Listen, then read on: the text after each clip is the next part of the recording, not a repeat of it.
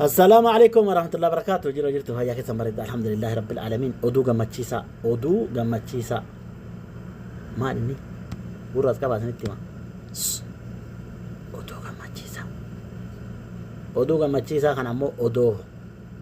هن دقي فاتين أدو أنا سنت تنمين فيديو كو أكمل سنت لفه شيري قطاني ما أعرف فيديو كان أنا رافع إذا مباجي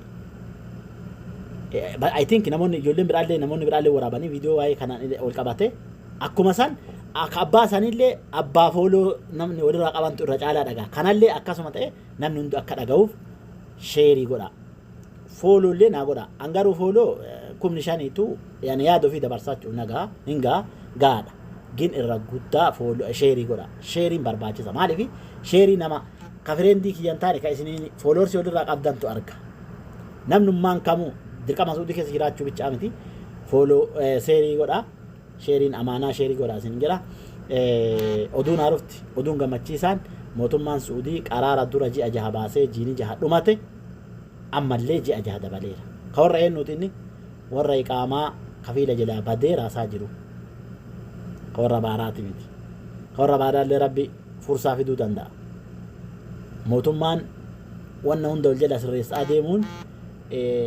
namoota akkana kanneen birallee hin ga'u jechuu kiyyaa miti gin warri baaraan dhuftanillee gaafa qabaman hin beekani odoo haalli danda'ame mootummaan karaa sirreessee paaspoora baafatanii bareeda maaliif allahu alam mootummaan nama yeroo kana maal barbaada beektani nagaa keessanii fi miti yookaan nagaa nama kennaatiif miti yookaan nagaa nama qaamaa dhabeetiif miti nam tokko rusuuma da'uudhaa yookaan kafaltii da'uudhaa kafalamu odoon kafalle biyya kana keessa kan jiraanne barbaada kajiraat ajru mo kafalee akka jiraatu barbaada kanaaf sababa kanaan wal qabatee wantoota namoota kaawwanillee sirreessuu danda'a waan ta'eef allahu alam odoo paaspoora karama ta'es ta'u argattanii bareeda dhiyaada suni kaa waa'ee imbaasii wal qabata malee waa'ee ana nama dhuunfaa tokko yookaan nama suuraa sirra wacuutii miti akkuma jirutti akka yaada kiyyaatitti kanaaf warri